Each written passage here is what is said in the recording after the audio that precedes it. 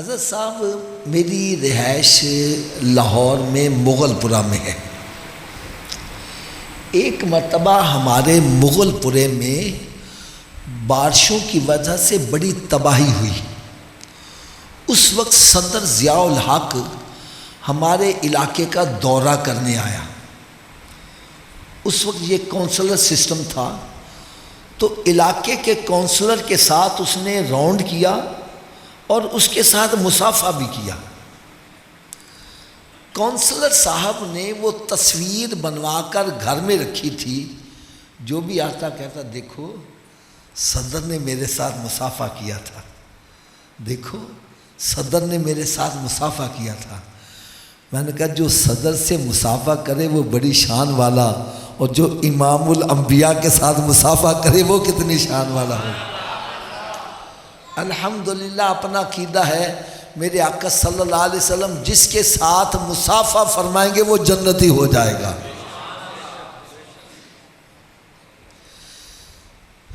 ایک آپ کو میں بڑی پیاری سی بات بتلاؤں، پتہ نہیں آپ کو یہ مناسب لگے کہ نہ لگے، اگر مناسب لگے تو عمل کر لینا۔ حضرت صاحب میں نا ایک کتاب لکھ رہا تھا نمازی بننے کا نسخہ، تو جب یہ حدیث مبارک آئی نا جو 50 مرتبہ درود پاک پڑھتا ہے، تو میرے آقا صلی اللہ علیہ وسلم نے ارشاد فرمایا کہ میں اس کے ساتھ مصافحہ کروں گا۔ تو میں نے یہ ذہن میں آیا کہ یار نماز کے اندر بھی تو درود پاک پڑھا جاتا ہے،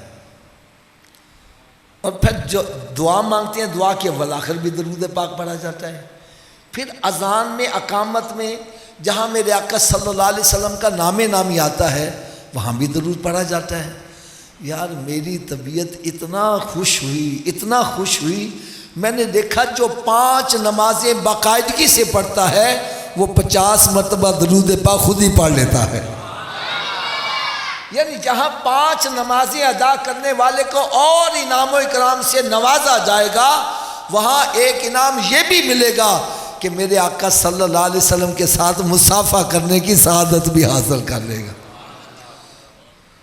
تو میری دعا ہے اللہ تعالی ہم سب کو 5 نمازیں باقاعدگی سے ادا کرنے کی توفیق عطا فرمائے، اور کثرت کے ساتھ درود و سلام پڑھنے کی بھی توفیق عطا فرمائے۔ صلو علی الحبیب۔ یار آج کا درس نا بڑی توجہ سے سننے والا ہے، یوں سمجھو کہ دل کے کانوں سے سننے والا ہے، کیونکہ میرے دل میں کیا خواہش ہے میں وہ پہلے آپ کو بتلا دوں۔ میرے دل میں خواہش ہے جتنے بھی یہاں آئے ہیں سارے جنتی بن جائیں، سارے نیک بنے، یہ گناہوں کی دلدل سے نکل کر میرے آقا کے سچے غلام بن جائیں۔ قرآن مجید کی بڑی مشہور سورت ہے 30ویں پارے میں، والعصر، اللہ رب العزت نے ارشاد فرمایا قسم ہے زمانے کی، ان الانسان لفی خسر، بے شک انسان گھاٹے میں ہے۔ کس میں ہے؟ گھاٹا کیا ہوتا ہے؟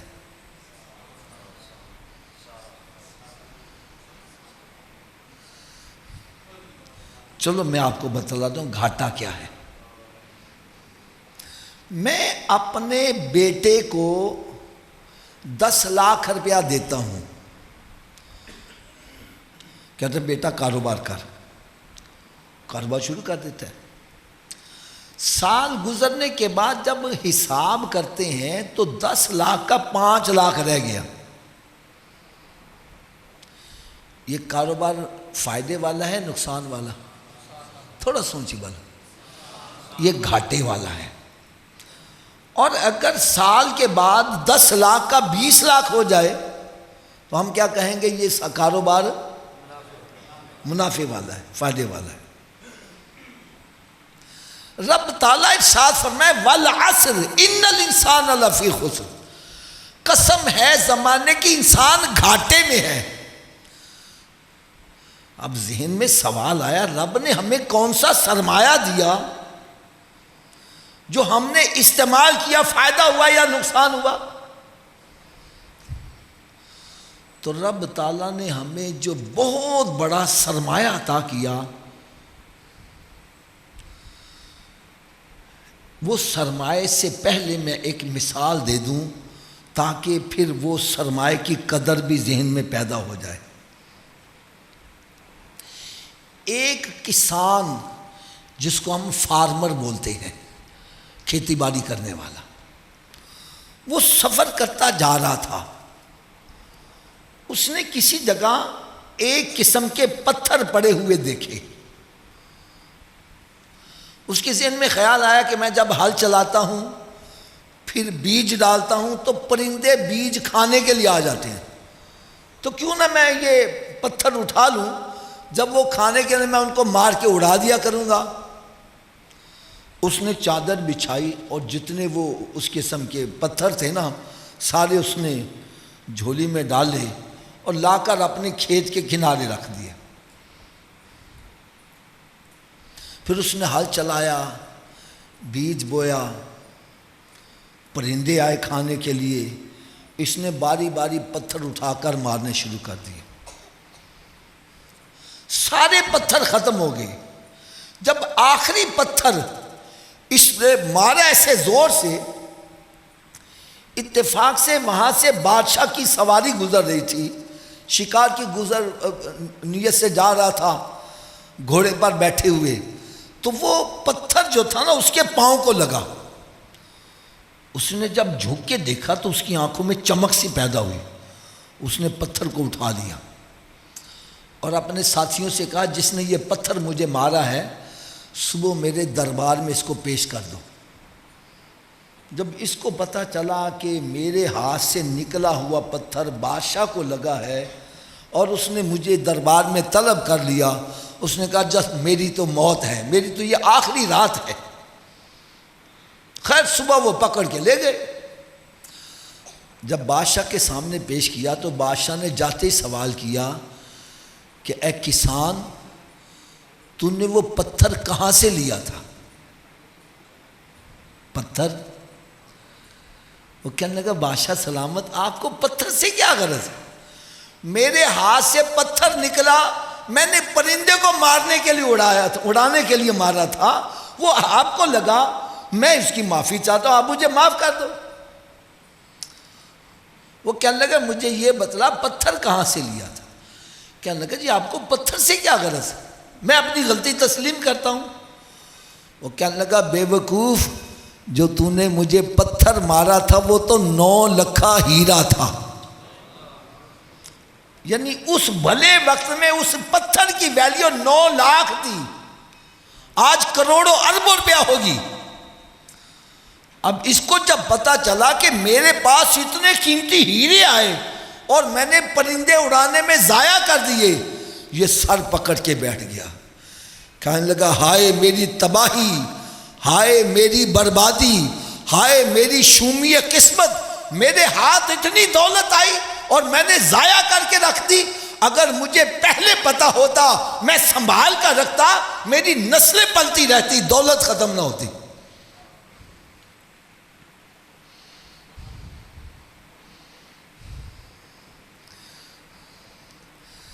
یہ حکایت بیان کرنے کے بعد بزرگ نتیجہ کیا نکالتے ہیں؟ فرماتے ہیں اے بندے، 9 لکھا ہیرا کم قیمتی ہے، تیری زندگی کا ہر لمحہ 9 لکھے ہیرے سے بھی زیادہ قیمتی ہے۔ ارے 9 لکھا ہیرا گم ہو جائے مل سکتا ہے، بندہ پیسے اکٹھے کر کے پرچیز کر سکتا ہے، لیکن تیری زندگی کا جو لمحہ گزر گیا ہے، کروڑوں اربوں روپیہ خرچ کر وہ گیا ہوا وقت واپس، وہ گیا ہوا وقت واپس، اونچی بولو ذرا، ایک مطلب پھر اونچی سی آواز، یہ ہماری زندگی کے لمحات، یہ قیمتی سرمایہ رب نے ہمیں دے کر دنیا میں بھیجا۔ ہمارا ایک ایک لمحہ، میں کہتا ہوں ساری دنیا کی دولت اکٹھی کرو، دے دو، اور گزرا ہوا لمحہ واپس آ جائے، آ سکتا ہے؟ اونچی بولو ذرا۔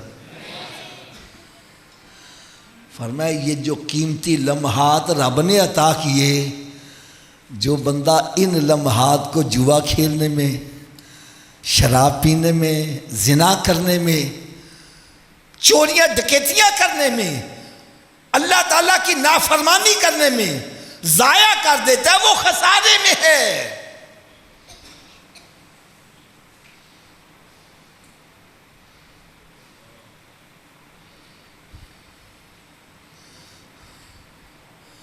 دیکھو بھائی، میرے لیے بڑی سعادت ہے کہ میں علماء کرام کو سبق سنا رہا ہوں۔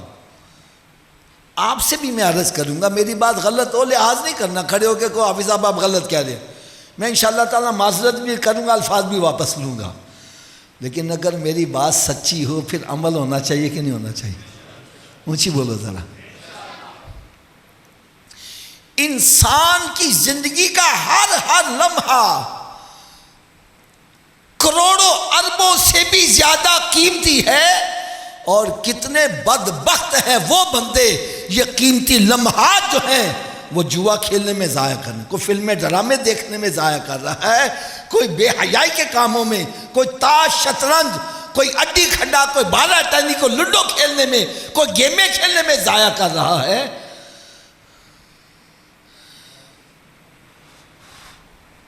فرمایا جس نے اس قیمتی سرمائے کو ایسی جگہ خرچ کیا جس سے آخرت برباد ہو رہی ہے، وہ خسارے میں ہے۔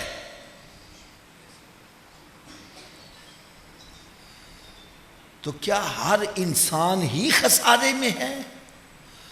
ہر انسان ہی خسارے میں ہے؟ نہیں، ایسی بات نہیں ہے۔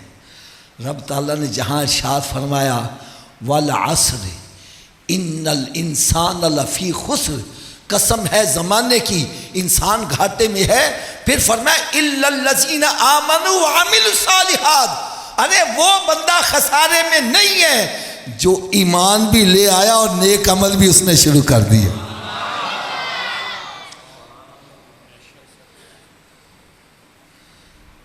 یہاں میں حضرت صاحب ایک بات عرض کرنا ضروری سمجھوں گا۔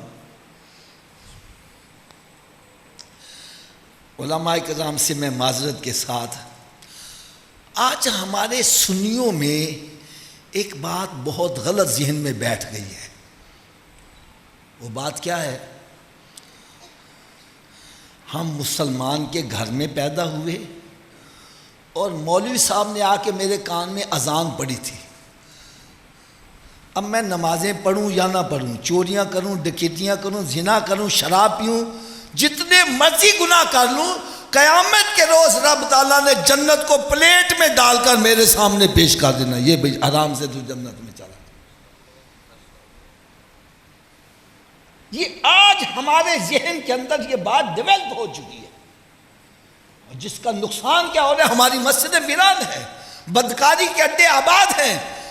خدا کی قسم دکھ ہوتا ہے، پہلے بدکاری کے لیے ایک محلہ مخصوص ہوتا تھا، آج ہر محلے کے اندر بدکاری کے اڈے کھلے ہوئے، اور ہم لوگوں کو جنت کی بشارتیں دے رہے۔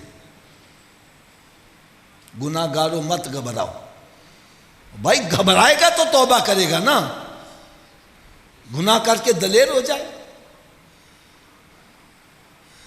میں حضرت صاحب تفسیر پڑھ رہا تھا تبیان القرآن، 5ویں پارے کے دوسرے رکوع کی آیت ہے،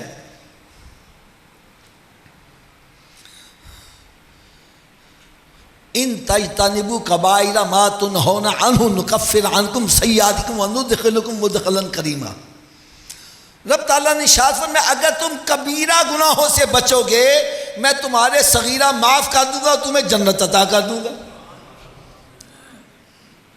اب حضرت صاحب غلام رسول سعیدی صاحب رحمۃ اللہ تعالی وہ تفسیر میں لکھتے ہیں کبیرہ گناہ ہیں کون کون سے، انہوں نے سب سے ٹاپ کے اوپر لکھا شرک کرنا، یہ سب سے بڑا کبیرہ گناہ ہے۔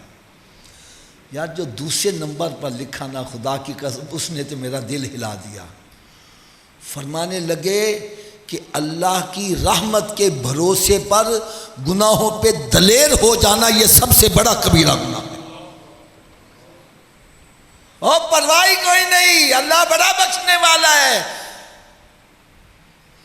فرمائے رب کی رحمت کے بھروسے پر گناہوں پہ دلیر ہو جانا یہ سب سے بڑا کبیرہ گناہ ہے، بلکہ بعض علماء اکرام نے اس کو کفر پر کہا ہے۔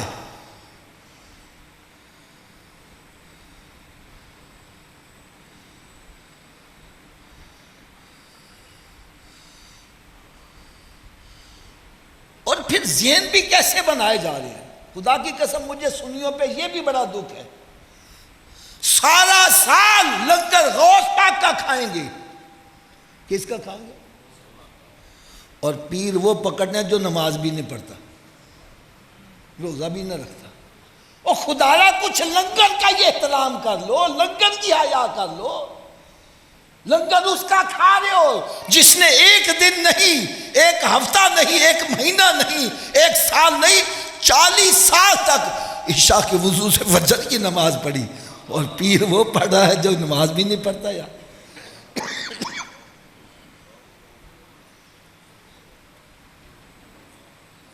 ایک جگہ صاحب مجھے جانے کا اتفاق ہوا، اب میں زبان تو نہیں زیب دیتی اس کو پیر کہا جائے، میں تو اس کو پیڑ کہوں گا۔ مریدوں کا ذہن کیسے بنا رہا ہے، آیا چھڈ مولویاں نو ایویں کہنے نمازاں پڑھو، روزے کرو، یہ کرو، وہ کرو۔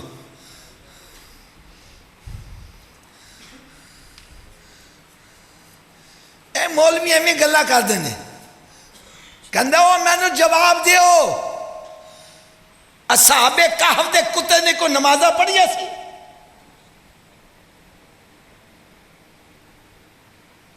ولیاں نے نال لگاتے بس جنت کے، اسی داتا صاحب بیٹھے ہیں، اسی داتا صاحب نے نال لگا کے جنت جانا ہے، اور کتے نے کہڑیاں نمازاں پڑھیا سی؟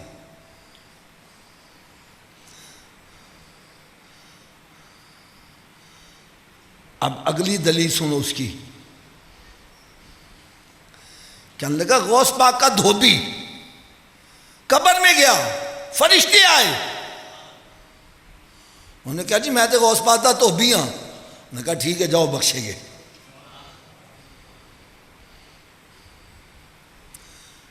میں نے کہا پیر صاحب اگر اجازت دیو تو میں ایک سوال چھوٹا جا کر لوں؟ کہنا ہاں پوچھو۔ میں نے کہا جی کتے تے نماز فرض کدوں ہوئی سی؟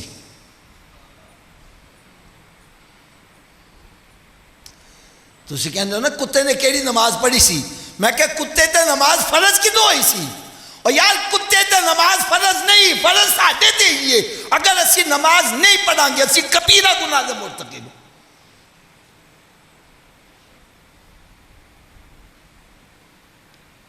ایک بندہ نابالغ ہے، وہ تے نماز فرض ہے، نہیں پڑھے گا تے گناہ گار، تے جدوں بالغ ہو گیا پھر وہ تے نماز ہن نہیں پڑھے گا تے کبیرہ گناہ نہ مرتکب ہے۔ جنی دیر نماز فرض نہیں ہوئی گناہ گار نہیں، جدو فرض ہو گئی تے گناہ گار ہو گیا۔ ارے کتے سے کدو نماز فرض ہوئی ہے، تو کتنی مثال دے رہی ہے؟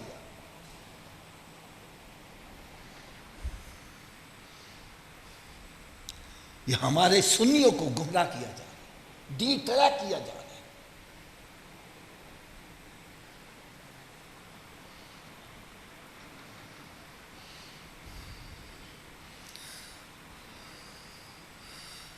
دوسری بات میں نے کہا جی، کہنے لگا آپ اس کا جواب دو کہ جی غوث پاک کے دھوبی نے کون سی نمازیں پڑھی تھی، کون سا کیا؟ اس نے میں غوث پاک کا دھوبی ہوں تو انہوں نے معاف کر دیا۔ میں نے کہا حضرت جی کہ میں چھوٹی نہیں جواب دیو گے؟ کہنے لگا کیا؟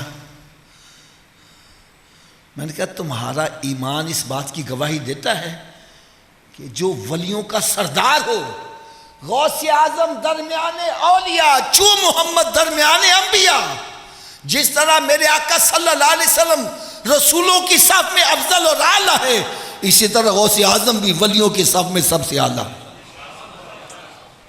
میں نے کہا مجھے ایماندار سے بتلاؤ کیا غوث پاک بے نمازی سے کپڑے دھلا سکتے ہیں؟ اور بولو تو صحیح یار، زانی شرابی سے کپڑے دھلا سکتے ہیں؟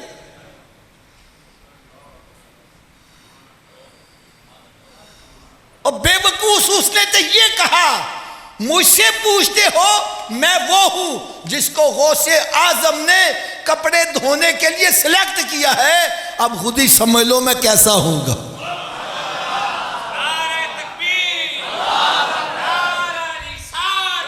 یار غوث پاک کا لنگر کھاتے ہو نا، آؤ آج غوث پاک کی ایک آپ کو واقعہ بھی سنا جاؤں، اللہ کرے یہ واقعہ دل پہ چوٹ کر جائے۔ غوث اعظم رضی اللہ تعالیٰ عنہ ایک مرتبہ مدرسے میں جلوہ افروز ہے، اپنے مدرسے میں، تو یہ سمجھو کہ اس کی دیواریں چھوٹی چھوٹی ہوں گی۔ ایک خنزیر چھلانگ مار کے نا دیوار کراس کر کے آپ کی بارگاہ میں حاضر ہو گیا اور اپنی زبان حال سے کہنے لگا کہ آپ غوث اعظم بھی ہیں، ولیوں کے سردار بھی ہیں اور مستجاب الدعوات بھی ہیں۔ مستجاب الدعوات کا کیا مطلب؟ جو دعا کرتے ہیں اللہ تعالیٰ قبول فرما لیتا ہے۔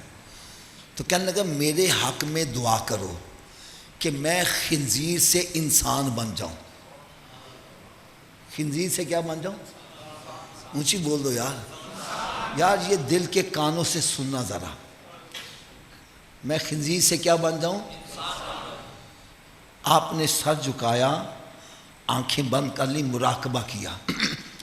تھوڑی دیر کے بعد آپ نے سر اٹھایا، پھر ارشاد فرمانے لگے ٹھیک ہے میں تیرے حق میں دعا کر دیتا ہوں، تو لباس بشری میں آ جائے گا، لیکن ایک شرط ہے، اگر تجھے قبول ہے تو میں تیرے حق میں دعا کر دیتا ہوں۔ کہنے لگا جی وہ شرط کیا ہے؟ آپ نے فرمایا تو انسان تو بن جائے گا لیکن رہے گا بے نمازی، اگر تجھے قبول ہے تو میں تیرے حق میں دعا کر دوں۔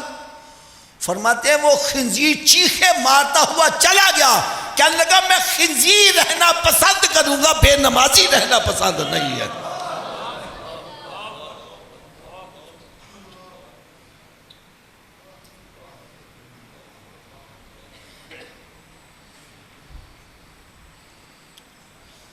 سلطان العارفین سلطان باہو رحمۃ لکھتے ہیں ایک خنزیر صبح اٹھ کے دعا کرتا ہے، یا اللہ کوئی بے نمازی میرے متھے نہ لگے۔ آج کہنا ہے سان کو اللہ دا ولی ملتا ہی نہیں، ایک خنزیر بے نمازی سے پناہ مانگ رہا ہے، ایک اللہ کا ولی تجھے کیسے ملے یار؟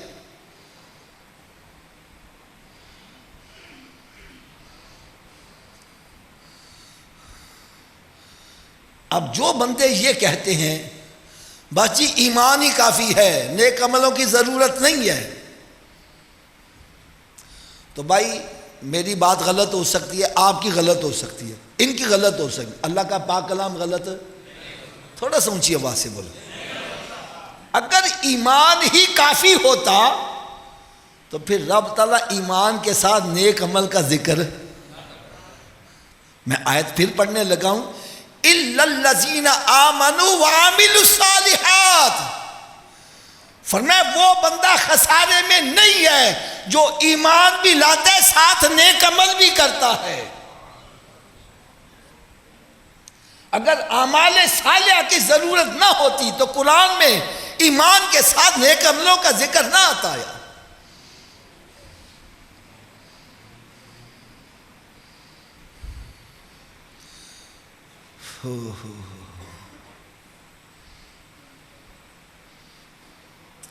چلو میں آپ کو ایک نیک عمل کی چھوٹی سی ایک دلیل دینے لگا ہوں، ہو سکتا ہے کہ ہمارے دلوں پر چوٹ کر جائے، ہمارا رخ مدینہ شریف کی طرف ہو جائے۔ سب سے پہلی دلیل جو میں پیش کرنے لگا ہوں غور سے سننا۔ آج ہم میں سے کسی بندے کو کوئی اقتدار مل جاتا ہے، صدر بن جاتا ہے، وزیر اعظم بن جاتا ہے، وہ کیا کرتا ہے؟ اپنے رشتہ داروں کو نوازتا ہے، دوست احباب کو نوازتا ہے۔ کن چیزوں سے؟ کسی کو لائسنس دے دے گا، کسی کو زمین دے دے گا، کسی کو پلاٹ دے دے گا، کسی کو کوئی چیز دے دے گا، وہ نوازتا ہے۔ اور اللہ رب العزت نے اپنے محبوب صلی اللہ علیہ وسلم کو خزانوں کی کنجیاں ہی عطا کر دی۔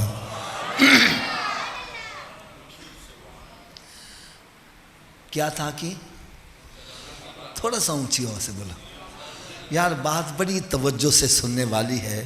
کیا تھا کہ اور سرکار کے عزیز و اقربا کی حالت کیا ہے؟ حالت سے آپ ذرا اندازہ لگانا، میرے آقا صلی اللہ علیہ وسلم کی سب سے لاڈلی بیٹی حضرت سیدہ فاطمہ الزہرا رضی اللہ تعالی عنہا، جن کی شان یہ ہے کہ میرے آقا صلی اللہ علیہ وسلم ان کے آنے پر استقبال کے لیے کھڑے ہو جاتے تھے، اور ان کی شان اور میں اس سے آگے سے کیا بتلاؤں۔ میرے آقا صلی اللہ علیہ وسلم نے ارشاد فرمایا لوگوں کی نسل ان کے بیٹوں سے چلتی ہے، میری نسل میری بیٹی فاطمہ سے چلے گی۔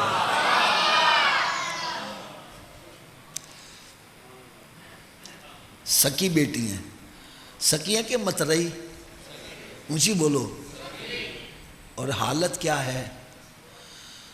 ایک مرتبہ حضرت مولا علی شیر خدا رضی اللہ تعالیٰ عنہ گھر میں حاضر ہوتے ہیں اور ارشاد فرمانے لگے اے فاطمہ، آج مال غنیمت میں لونڈی غلام بڑے آئے ہیں اور سرکازم تقسیم فرما رہے ہیں، ایسے کہ تو بھی جا کوئی لونڈی اور غلام لے آ، اس لیے کہ چکی پیستے پیستے تیرے ہاتھوں میں چھالے پڑ گئے ہیں اور پانی کا مشکیزہ اٹھا کر لاتے ہوئے تیرے جسم پر نشان پڑ گئے ہیں، تو بھی جا کوئی لونڈی اور غلام لے کے آ جا۔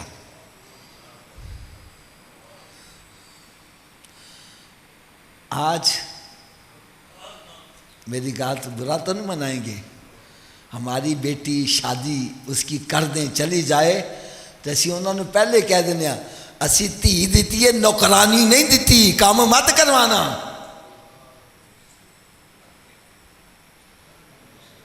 میں صحیح کہہ رہا ہوں غلط کہہ رہا ہوں؟ اگر گھر میں کوئی کام پڑنا پڑ گیا تو جناب لڑائی فساد شروع، وہ اسی نوکرانی تھوڑی دیتی ہے۔ یار کیا تیری بیٹی کی معاذ اللہ شان فاطمہ الزہرا سے بڑی ہے؟ ارے ان کے تو بچے بھی ہیں اور گھر کے سارے کام کاج بھی کر رہی ہیں،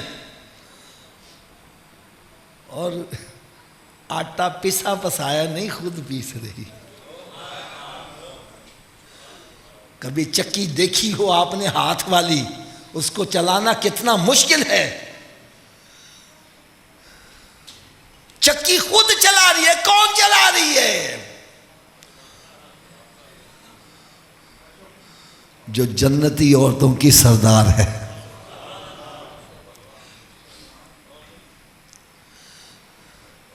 حضرت سیدہ فاطمہ الزہرا رضی اللہ تعالی عنہا سرکار صلی اللہ علیہ وسلم کی بارگاہ میں حاضر ہوئی۔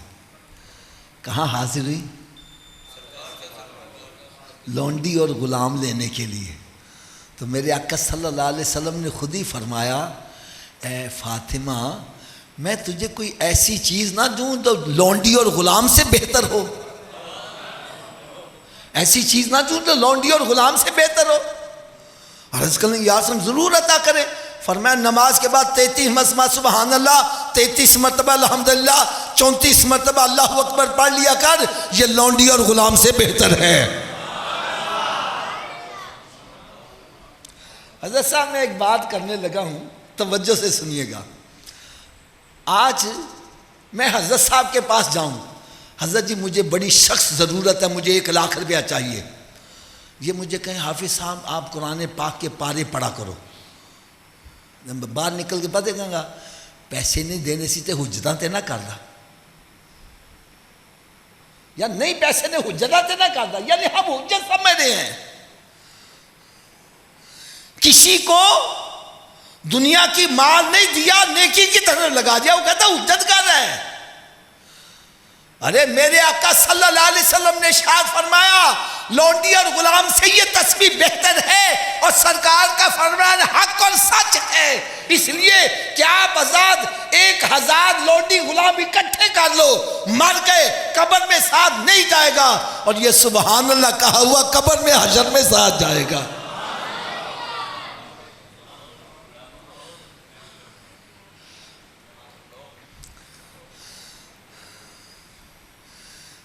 اگر ابھی بھی سمجھ نہیں آئی ایک اور دلیل دے دوں۔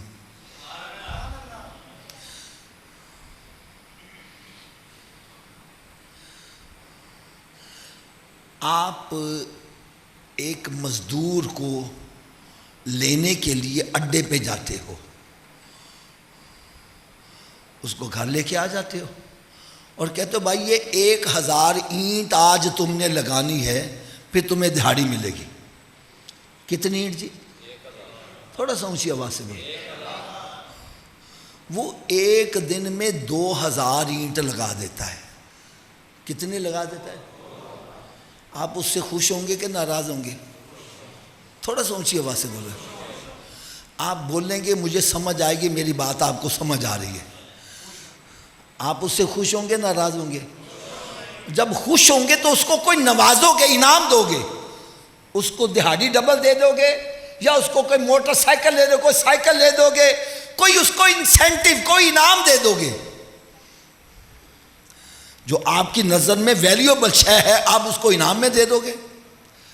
ایسا ہی ہے نا جی؟ لو اب سنو ذرا، دل تھام کر بات سننا۔ رب تعالیٰ نے ارشاد فرمایا جب میں اپنے بندے سے بہت زیادہ خوش ہو جاتا ہوں۔ کون خوش ہو رہا ہے؟ جو کائنات کا خالق اور مالک ہے، جس کے قبضہ قدرت میں ساری کائنات ہے، وہ فرما رہا ہے جب میں اپنے بندے سے بہت زیادہ خوش ہو جاتا ہوں، بہت زیادہ خوش ہو جاتا ہوں، اور میں چاہتا ہوں اس کو انعام دیا جائے، تو میں اس کو پھر 2 رکعت نفل پڑھنے کی توفیق عطا کر دیتا ہوں۔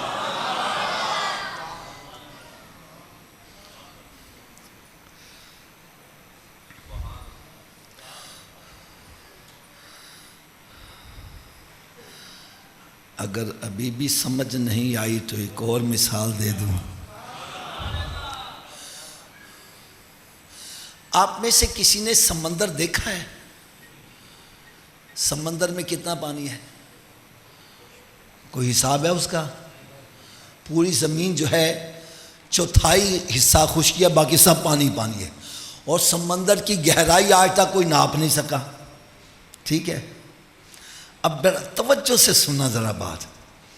اگر میں سمندر کے اندر انگلی ڈبو کر باہر نکالوں، انگلی ڈبو کر باہر نکالوں، میری انگلی کے ساتھ کتنے قطرے پانی لگیں گے؟ 2 قطرے یا 3 قطرے لگ جائیں گے؟ ایسے ہی ہے نا؟ کتنے قطرے لگیں گے؟ اب یہ 2-3 قطرے پانی کے پورے سمندر کے پانی کے مقابلے میں کیا حیثیت رکھتے ہیں؟ بولو تو صحیح۔ اب سنو ذرا غور سے۔ رب تعالیٰ نے ارشاد فرمایا ساری دنیا کی جتنی نعمتیں ہیں، یہ وائٹ ہاؤس لگا لو، کوٹھی، کار، بنگلے جتنے بھی ہیں، فرمایا ساری کی ساری نعمتیں جو انگلی کے ساتھ پانی لگا ہے وہ ہے، اور جنت پورا سمندر ہے۔ ہم قتلوں کے پیچھے ہی بھاگ رہے ہیں، سمندر کی ہمیں پرواہ ہی نہیں ہے۔ فرمایا جو قتلوں کے پیچھے بھاگ رہا ہے وہ خسارے میں ہے، اور فائدے مند وہی ہے جو اپنی آخرت کا سودا کر رہا ہے۔ مجھے حضرت صاحب ایک بات بڑی پیاری لگی، بہت پیاری لگی، ایک مثال بڑی مزیدار لگی اور پیاری لگی۔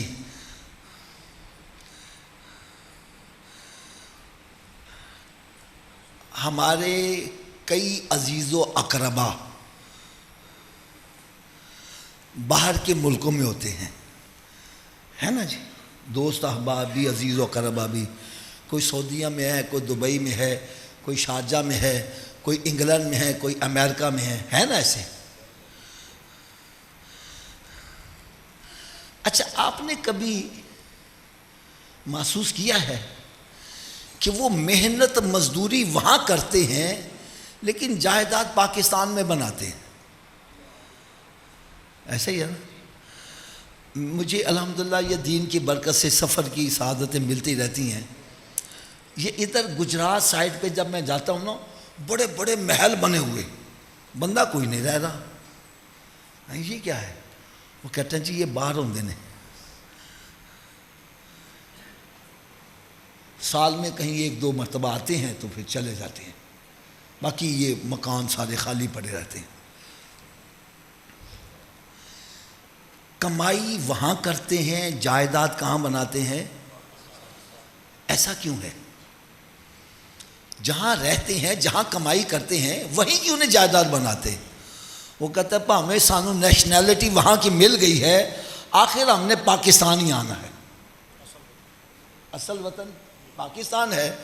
تو وہ کیا کرتے ہیں؟ محنت مزدوری وہاں کرتے ہیں، جائیداد پاکستان میں بناتے ہیں۔ فرمایا مومن وہ ہے محنت مزدوری دنیا میں کرتا ہے، جائیداد جنت میں بناتا ہے۔ ارے نیک بندہ وہ ہے، کامیاب وہ انسان ہے جس کو رب تعالیٰ اپنے گھر میں آنے کی توفیق عطا فرما رہا ہے۔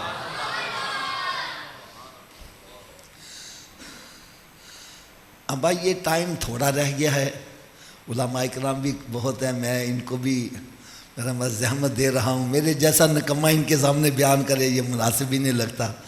دیکھ میری بات سنو، ایمان کے ساتھ اعمال کا تعلق کیا ہے؟ یہ سب بڑی توجہ سے سنیے گا۔ اعمال کی ضرورت کیوں ہے؟ آپ مجھے اس کا جواب دیجئے گا۔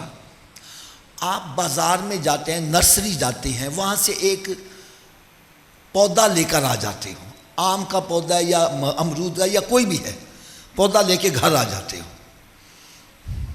لگا دیتے ہو۔ اب اس کو آپ پانی نہیں دیتے، نہ گوڈی دیتے ہو، نہ اس کی کٹائی چھنگائی کرتے ہو۔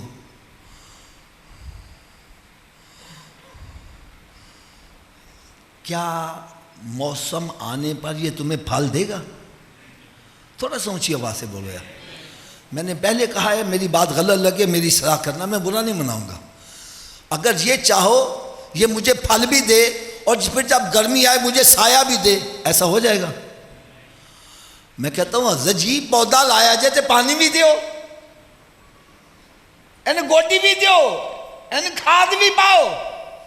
کہنے آبا جی میرے کو وقت ہی نہیں گا، میں بڑا مصروف آدمی ہوں، میرے کو ٹائم ہے ہی نہیں، سر کھرکندہ ویل نہیں، میں کہ میں اس کو پانی دوں؟ میں کہا ٹھیک ہے بھائی تو نہیں پانی دیتا تو پھر یہ تو اگر امید رکھے یہ موسم آنے پر تمہیں پھل دے یا سایہ دے تو ایسا ممکن، اونچی بولو۔ اور اگر تو چاہتا ہے کہ یہ تمہیں موسم کے اوپر پھل بھی دے سایہ بھی دے، پھر تجھے اس کو پانی بھی دینا پڑے گا، صبح و شام گوڈی بھی دینی پڑے، سب کچھ کرنا پڑے گا۔ ایسا ہی ہے نا؟ تو بھائی اب سنو غور سے، لا الہ الا اللہ محمد رسول اللہ یہ ایک پودا ہے جو ہم نے اپنے اندر لگایا ہے۔ کیا ہے؟ اونچی بولو، لا الہ الا اللہ محمد۔ یہ من میں ہم نے پودا لگایا ہے، اور دنیا کا پودا ایسا ہے اس کو روزانہ 2 مرتبہ پانی دینا پڑتا ہے، اور یہ پودا ایسا نرم و نازک ہے اس کو روزانہ 5 نمازوں کا پانی دینا پڑتا ہے، اور رمضان کے روزوں کی کھاد بھی ڈالنا پڑتی ہے، اور پھر زیادہ پیسے آ جائیں تو پھر حج کا بھی اس کو پانی دینا پڑتا ہے، اور پھر جب اس کی شاخیں بڑھ جائیں کچھ ٹہنیاں سوکھ جائیں تو پھر کٹائی چھنگائی یعنی زکوٰۃ بھی دینی پڑے گی، اور پھر ساتھ ساتھ اس کو زہریلے پانی، شراب، زنا، بدکاری اور بے حیائی، اس کے گندے پانی سے اس کو بچانا پڑے گا۔ ارے جب تو اس کو 5 نمازوں کا پانی بھی دے گا، رمضان کے روزوں کا پانی بھی دے گا، حج کی اس کو کھاد بھی ڈالے گا، اس کی کٹائی چھنگائی زکوٰۃ بھی ادا کرے گا، اور اس کو گناہوں کے پانی سے بچا کے رکھے گا، تو قیامت کا جب دن ہوگا سورج 1.25 میل سے فاصلے سے آگ برسا رہا ہوگا، زمین تانبے کی بنی ہوگی، ارے یہی پودا تجھے کھانے کو پھل بھی دے گا، سایہ بھی مہیا کرے گا۔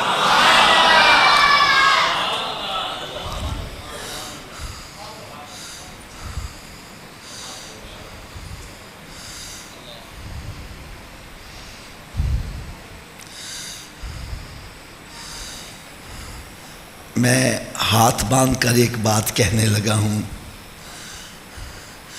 اللہ تعالیٰ نے ہمیں اپنے محبوب کا امتی بنایا, ٹھیک ہے, اور ان کی شان کیا ہے؟ سب سے اعلیٰ و اولیٰ, سب سے بالا و اعلیٰ. اگر اجازت دیں تو ایک چھوٹا سا مسئلہ پوچھ لوں آپ سے.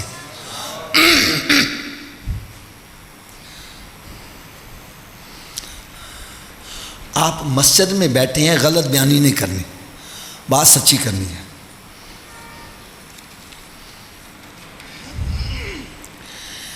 میں یہاں مسجد میں بیٹھا ہوں, میرے ایک طرف میرے والد صاحب بیٹھے ہیں, ایک طرف میرا دوست بیٹھا ہے. میری بات کو مشکل تو نہیں لگ رہی نا؟ ایک طرف کون بیٹھا ہے؟ ایک طرف کون بیٹھا ہے؟ والد صاحب کہتے ہیں بیٹا آج اس دروازے سے باہر جانا. میرا دوست کہتا ہے نہیں حافظ صاحب آج اس دروازے سے باہر جانا. مجھے کس کی ماننی چاہیے؟ تھوڑا سا اونچی آواز سے بولو. والد صاحب کی کیوں مانو؟ وجہ کیا ہے؟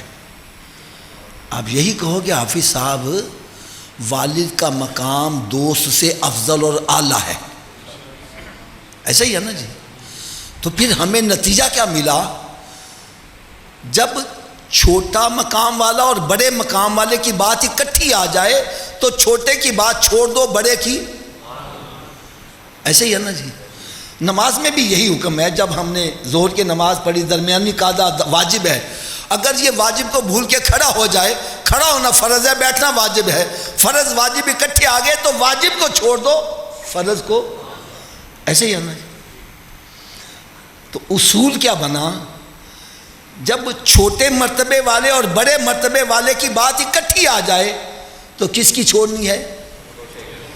کس کی ماننی ہے؟ اب اللہ اکبر کا کیا مطلب ہے؟ تھوڑا سا اونچی آواز سے بولو یار. آپ سب نہیں بولو گے میں آگے نہیں چلوں گا. کیا سب سے بڑے کی بات مانتے ہو؟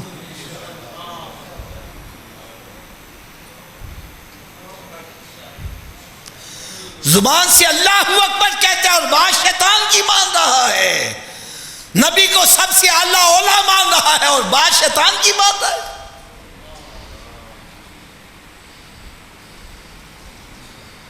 رب تعالیٰ کی طرف سے حکم آتا ہے حی علی الصلاۃ, اس کا مطلب کیا بنتا ہے جی؟ شیطان کہتا ہے بیٹھا رہ دکان سے, بیٹھا تاش کھیل, جوا کھیل, گپا لا, حکا چھڑ کے نہ جا. کس کی بات ہے؟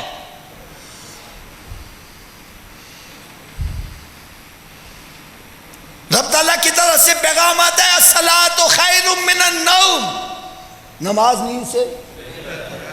شیطان کہتا ہے اور وڑ جا اندر, اور بستر چ وڑ, کتنی مان دے آوے. رب فرمائے حلال کھاؤ, حرام کے قریب نہ جاؤ. شیطان کہتا ہے پیسہ آنا چاہیے, پاویں چوری داوے, پاویں ہیرا پھیری کر کے آوے, پاویں فراڈ کر کے آوے, پاویں ملاوٹ کر کے آوے, پاویں پہنا دی جائیداد تے قبضہ کر کے آوے, پاویں یتیمہ دا مال کھو کے آوے, پیسہ آنا چاہیے. ہم کس کی مان رہے ہیں یار؟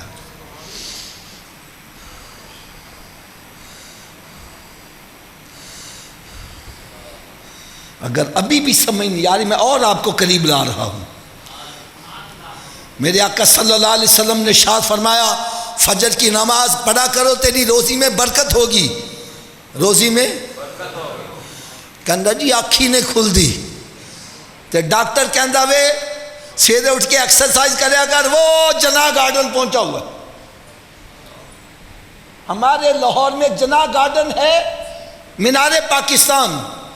یار فجر سے پہلے اتنی پبلک وہاں پہنچی ہوتی ہے کہ گاڑی پارک کرنے کے لیے جگہ نہیں, پارکیں بھری ہوئی اور مسجدیں ویران.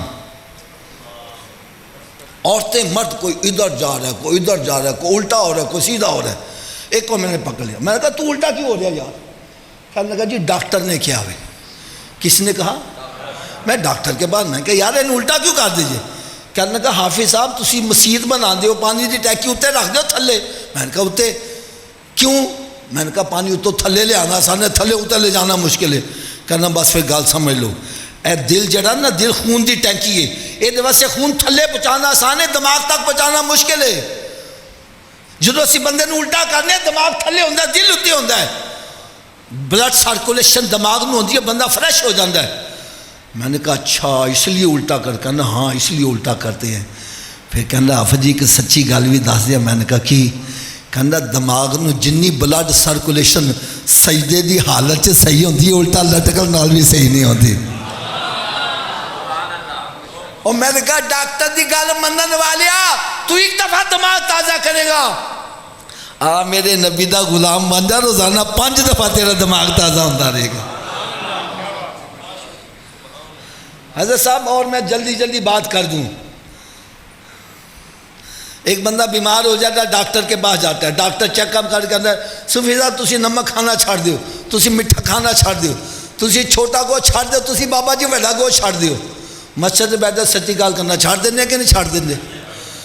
اچھا چاچو کوئی دسے گا چھوٹا گوشت حلال ہے کہ حرام ہے؟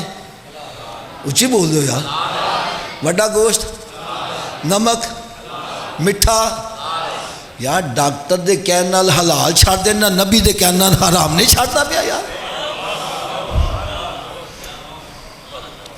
اور ڈاکٹر دے کہنے نال مٹھائی من پسند چیز چھاڑ دے ہمیں، تو نبی دے کہنے نال شراب نہیں چھاڑتا پیا، زنا نہیں چھاڑتا پیا۔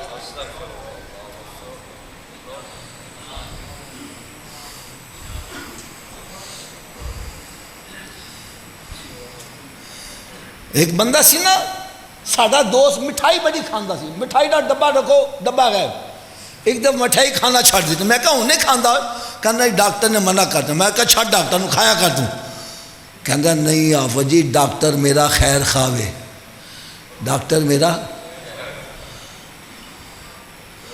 میں نے کہا میرے آقا نالوں بڑا خیر خواہ کوئی ہو سکتا ہے؟ وہ ڈاکٹر نے کہتے تو مٹھائی چھاڑتا، نبی نے کہتے حرام نہیں چھاڑتا پیا۔